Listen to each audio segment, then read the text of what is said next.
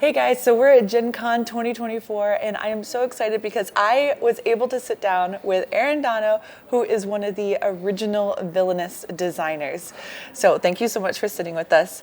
Now, can you tell me which sets are you involved with? Yeah, so I did the original core set. I was the co-lead designer on that, and then I was the lead designer on the first two expansions. Okay, awesome. What do you credit yourself with, or what would people credit you with from the original design? Well, the kind of core system is sort of me and Brian Kirk. It's our sort of baby, and then I did 5 of the villains in that pack. Queen of Hearts was his. Jafar was kind of a joint effort, and then in the second set I did Dr. Facilier is the second set, right? I always mix them up. And Evil Queen, and then in the third set I did Yzma and Scar. Awesome. Okay, so when you guys were originally developing it, what inspired you to come up with this mechanic? Well, we had a different person was designing it, and the team was kind of trying to figure out if we liked the direction it was going. But it felt, to me, I was like, it doesn't feel like I'm scheming. When I'm a villain, I want to be scheming. That was like my core feeling. So we kind of went around the office, had a bunch of people make what they thought the game would be, and our bosses really liked Brian's idea and my idea, and those ideas were kind of close anyway. And so we combined them into the game, and it was a little bit of a push to get asymmetrical win conditions past everyone because we were worried we might have overshot it and made it too complicated, but it allowed us to really tell every villain's story in like a unique way. So. Yeah, that's awesome, and I think that's one of the things that makes the game and really makes it thematic, which is another thing I want to talk about. So one of the reasons Villainous is so great is because you really feel like you are playing those characters. So are you a Disney fan? How did you pull in all the theming to make it? Did you watch the films a ton of times? Yeah, I watched each of the films a bunch of times, took notes. I was a casual Disney movie fan beforehand, and then when I started to work on the game, I just watched every Disney movie. I have a whole notebook of notes that I took as I watched them because we were picking the villains at that point. And I remember my wife, that was kind of when I was new at the studio. I'd come home, she'd be like, "What did you do at work today?" I'm like, "I watched 5 Disney movies," and she'd be like, "What?" Lots of people's dream. And later she was like, "I just stopped asking you what you did at work every day because it made me mad." So That's awesome. Okay, so you're talking about picking the villains. That leads me to another question. From the villains that you were able to choose from, how did you guys decide which ones you were going to pull for which set? Or was it how you thought the villains would play well together? Or did you just make it work once you found the right villains? Yeah, well, there's some villains have a really clear goal that's easy to define. And that kind of played into it of I can imagine exactly what their mechanic is. Since we were on a pretty tight deadline with the first set especially, those villains kind of were valuable to us because we didn't have to think too much about what the core identity of them is. Yeah. But there's also things like Disney's content strategy means that characters can be off limits because of content being made at certain times, so they have to approve everyone he likes, so it's often good to have some backup plans. And then there's also the idea of while we were making it, I brought up, hey, this model's really expandable. If it is a hit, we don't want to put all the A-listers in that first set and not have them for the other sets. So there was a little bit of a long-term strategy that we would map out, okay, who would be the shadow on the box in future expansions? And so, we put Cruella as a teaser in that first box, even though she didn't end up being in there until the third expansion. But we kind of had villains that we ranked as okay, they could be the core of the box, as where other villains kind of weren't. It's not like Horned King is well known enough to be that shadow that makes sense. The fun characters, what I love is that you guys would shine characters that normally weren't as featured. Was that part of the strategy, or do you just not want to put all of the A-listers in one? Well, yeah, there's a diversity we were trying to capture, make sure we had, female characters, make sure we had minority characters, which, unfortunately, since a lot of the content is really old, diversity just wasn't part of the content back then. So that's why Dr. Facilier got in pretty early, was just hey, there is a POC character that we can highlight. and put in, and he's kind of my favorite one that I designed.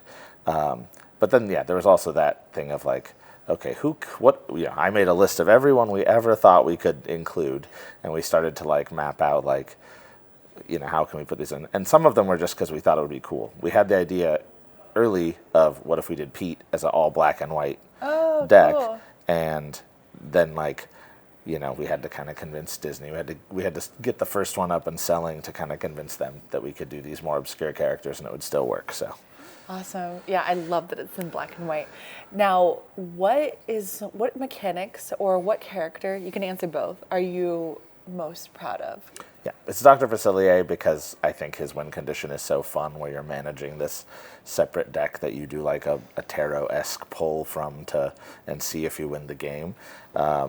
And it was one of the hardest ones to get to a place we felt was like balanced because at first there's like he could have an explosive win right away if we didn't manage things correctly. So he was hard to make work, but that's my favorite villain and like how they're represented, followed by Queen of Hearts, just because I love that when we're watching the movie we're like, what is her goal really? So we have moved locations because a giant film festival music exploded during the interview, so we came someplace a little more quiet.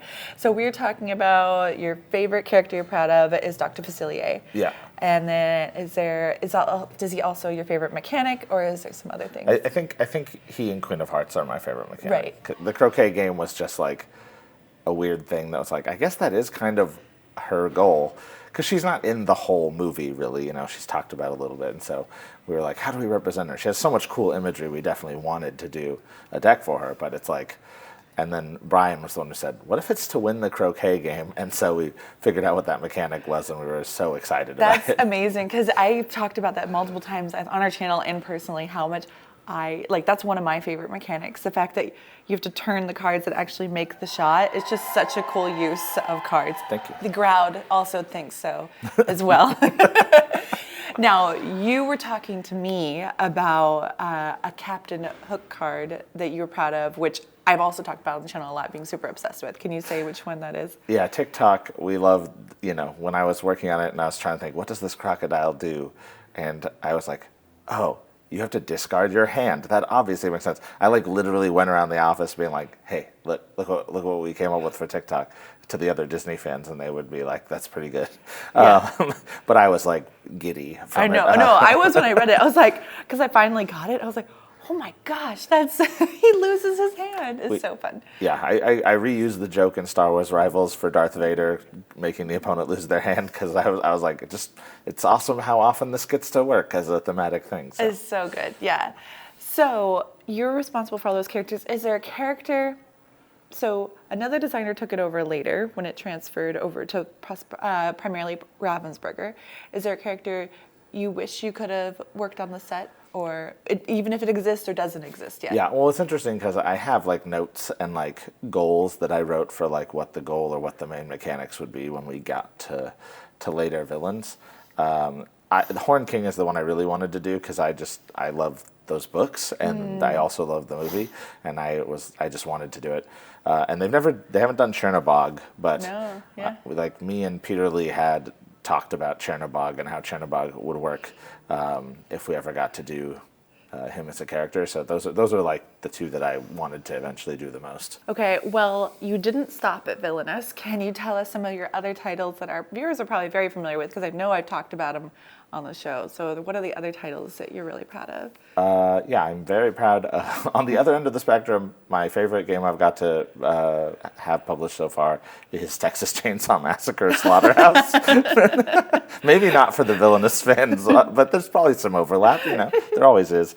And the Fast and Furious game, I really loved making that just because it's so dumb and over the top and in the best way. Yeah. And Star Wars Rivals was really fun to design. I did the first series and the series that just came out, so that was a really fun game to design. I got to take a lot of what I learned on Villainous to apply to it. So that's super awesome. And I saw you also worked on Screen.